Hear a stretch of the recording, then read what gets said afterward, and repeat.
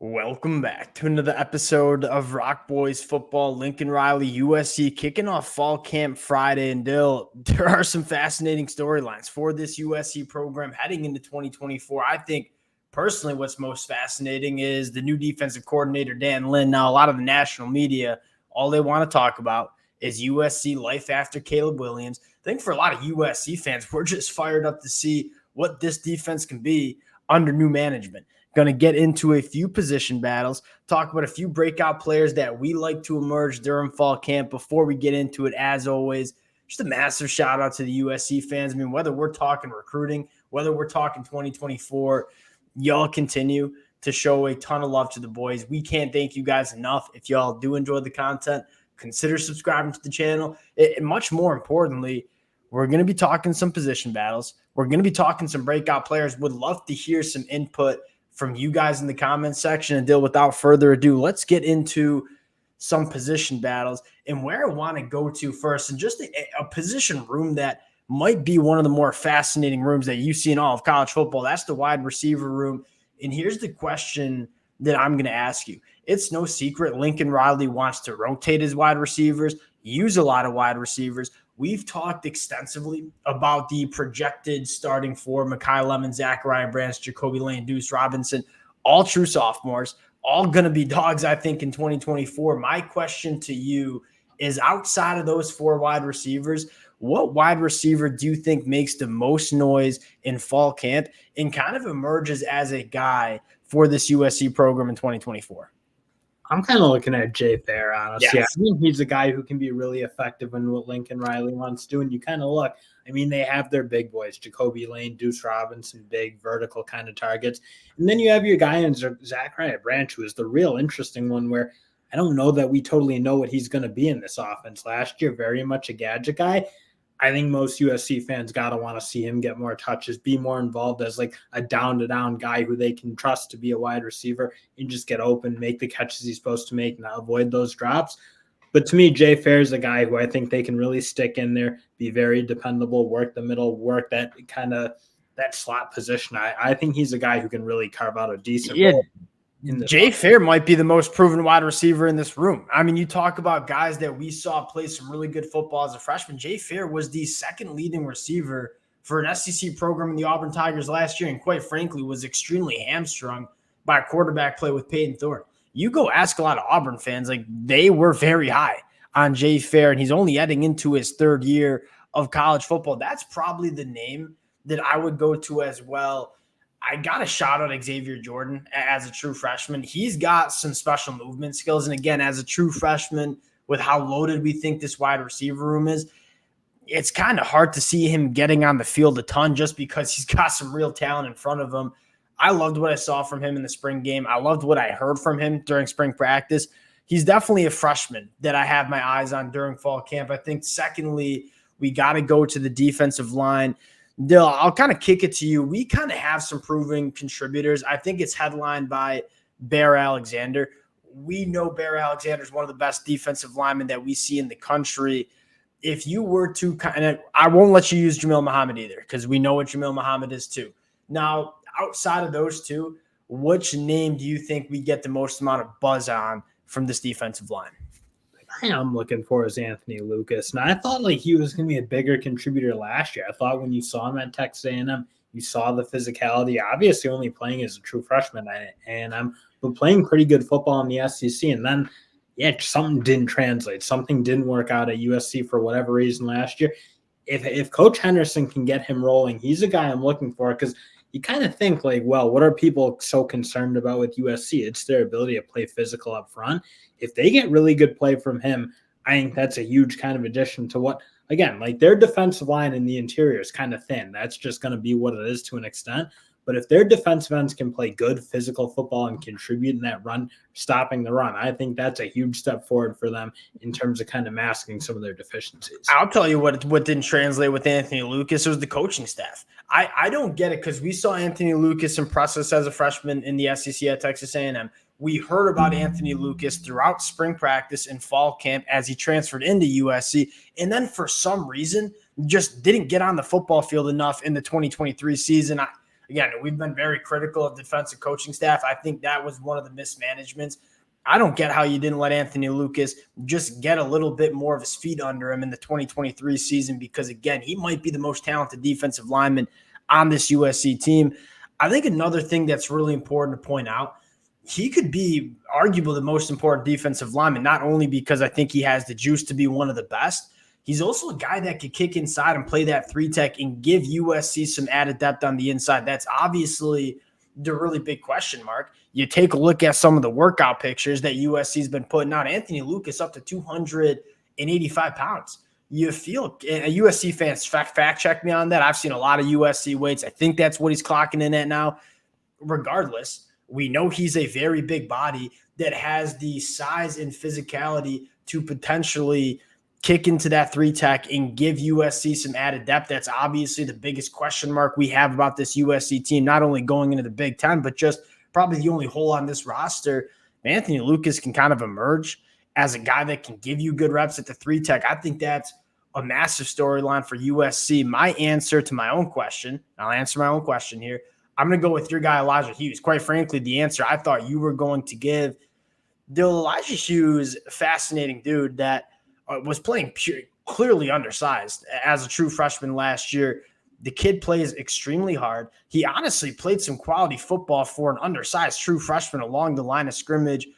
What does Elijah Hughes look like with a full year under his belt in the weight room and just be kind of becoming a little bit more of a grown man on the inside of the defensive line? It's kind of rare to see freshmen play early. Elijah Hughes kind of had to, and I thought you saw some good things. I think it's only going to get better for a kid like Elijah Hughes heading into 2024. Especially some of the more physically underdeveloped freshmen. And I think Elijah Hughes kind of did fall into that category to an extent. I mean, he wasn't one of those freshmen who came in at 320 pounds, obviously playing well below 300 pounds last year in that interior. But then you go watch that Louisville tape, you saw a lot of things you really like, especially as a playmaker, the ability to get in gaps, make plays behind the line of scrimmage.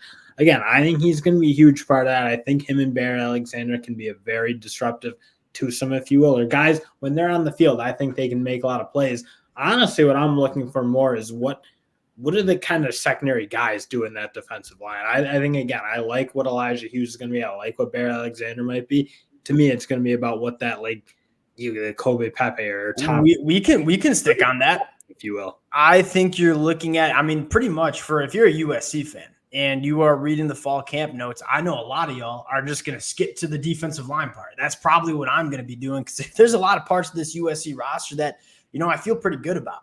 Obviously, the inside of the defensive line is something that we have our question marks about. Another guy that I would kind of keep an eye on as well is Nate Clifton. Another guy that has played a ton of football coming over from the SEC, both on the edge and at the 3-tech spot, has gotten up to 295 pounds. I think that is massive news for USC fans, because we always thought Nate Clifton was probably going to be an edge guy. And as the transfer portal kind of went on and USC wasn't making a ton of moves on the inside of the defensive line, we started talking about this all the way back in the spring where, hey, could Nate Clifton be a guy that kicks onto the inside? That is what we're going to see happen in fall camp. Can he be that reliable starter next to Bear Alexander? I think that's a really good question mark as well. Let's get into kind of predicting some breakout players, and why I'm going to go to the breakout players. And again, something that not enough people are talking about is you look at the rest of this USC defense. I think we feel pretty good about the linebacker room. Obviously, looking for Mason Cobb to kind of get back to the Oklahoma State form. The secondary, I think, has the chance to be really good for USC in 2024. Dill, let's go back to the offensive side of the football, and let's just start predicting some breakout players. This is probably my most exciting conversation to have around fall camp. Who are the guys that are going to emerge over the next 3 to 4 weeks? USC fans would love for you guys to give us some names in the comment section. Dill, I'll kick it to you. Who you got emerging as a guy for USC in 2024? I think the big one, and I don't know if this is a breakout guy. I think he probably did break out to an extent in that Louisville game again, but Elijah Page. I think they really need to kind of settle that tackle position, especially because you're going to have questions on that right side. I think naturally, again, whoever plays it, I think that's kind of where all USC fans are looking. Like, are we going to be good enough there? But I think you go a long way if you have a guy who's really, really solid on one side at that left tackle spot. And frankly, I look at that left side of the offensive line, I think can be really, really good in general. I think that goes a long way in kind of stabilizing that position and giving some help to the right tackle who's probably going to need it, whoever it is. I think that's a phenomenal. I mean, cheating for one. Elijah Page is a guy that I feel like did break out, but I'll let it slide because I think it's really important what you said. If you get elite left tackle play from Elijah Page, I'm talking all conference caliber play from Elijah Page, which I think we both believe he can do. It starts getting a little bit easier to answer some question marks that you might have at right tackle. Now, Mason Murphy did garner some praise from Lincoln Riley during media days, which is massive news for USC fans. But, say Mason Murphy still maybe struggles a little bit. You can start rotating some protection, using your running backs to chip on the right side. Because if you have a left tackle that is nails, it gets a lot easier to protect a quarterback by giving other offensive linemen some help. We kind of feel good about the other starting four. Guys like Alani Noah, obviously Jonah in the inside, and Emmanuel. If Mason Murphy needs that help and Elijah Page emerges as a dude, I think you feel pretty good about USC in pass protection. And not for nothing, I think they're going to want to be able to run the ball behind those two. I think when you saw Louisville, in that Louisville game, them get behind Elijah Page and Emmanuel Pregnant, I even think of a couple different plays where, okay, that's the movement you need. I think I kind of want to see, frankly, USC lean into that a little bit more because I think they have a big physical offensive line. I think that, again, they wanted to play the Caleb last year, as they should have, but I do think that made them a little bit predictable. I think it made it harder for them to pass pro in a more of a positive way, if you will, or more conducive way to being successful. So I do think I think they're going to want to be able to run the ball and be a physical offense, frankly. I think Elijah Page, Emmanuel Pregnant are going to be the leaders there. That's one of the things that, and again, this is not a shot at Caleb Williams. I've been on record, one of the most impressive quarterbacks we've seen at the college football level in the last decade. And one of the things that I'm kind of excited to see post-Caleb Williams era, if you will, USC running the football a little bit more. That run game was good in 2023. I think Lincoln Riley was seeing it. And I don't necessarily blame him for seeing it this way, but hey, we got to get the ball into Caleb Williams' hands. And I felt like they went away from the run game when the run game was there for USC pretty much all 2023. I think with Miller Moss at the helm, they're going to lean into the run game a little bit more. I think that's going to help USC on the offensive side of the football in general. I think you made a really good point. That offensive line has the ability to really road grade. The name I'm going to shout out on the offensive side of the football, I'm going to go to true freshman tight end Joey Olsen. I think this tight end room's up for the taking. Obviously, a guy like Carson Tabaracci still working back from an injury. You look at some of the other tight ends in the room, I'm not going to get up and say they're not good. I don't think they're game wreckers. I don't think they're guys that you can't get off the field. And I think for that reason, you look at Joey Olsen, who put on some really good weight going into his freshman year, runs at 11.2 out of high school. Dill, I remember watching the film when Joey Olsen committed and said, this kid looks like a wide receiver. You talk about a tight end that is a pass-catching threat in this USC offense, something that USC didn't really have last year. Yeah, sign me up for Joey Olsen as a true freshman breaking out. Believe he got some number one reps at the tight end spot during spring practice.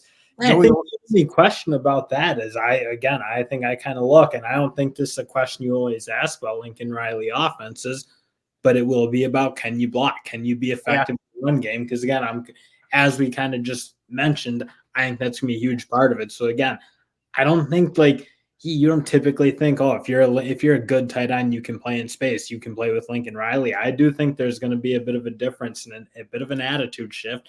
I think he's need to show that he can be tough in the ball. Yeah, I also think another question just for the tight end position as a whole is, how much tight end are we going to see when you have as much talent as you do in the wide receiver room?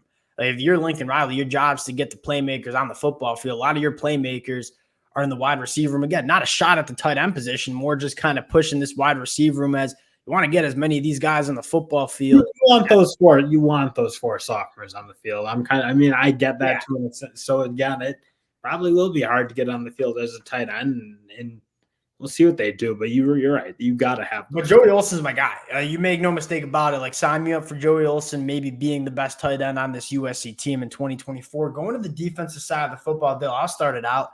I'll shout out another defensive lineman we didn't talk about that I loved out of high school. That's kind of that hidden gem prospect, Sam Green, coming over from Maryland. I look at Sam Green, 6'1", 260. power in the hands. And I was surprised he didn't play as much. Him and Braylon Shelby were two freshmen that I wish we got to see more of during their freshman year in 2023. I think both of them get some more opportunity in 2024. Sam Green looks the part along with Braylon Shelby. Sign me up for those two. Dill, on the defensive side of the football, who you got breaking out in fall camp?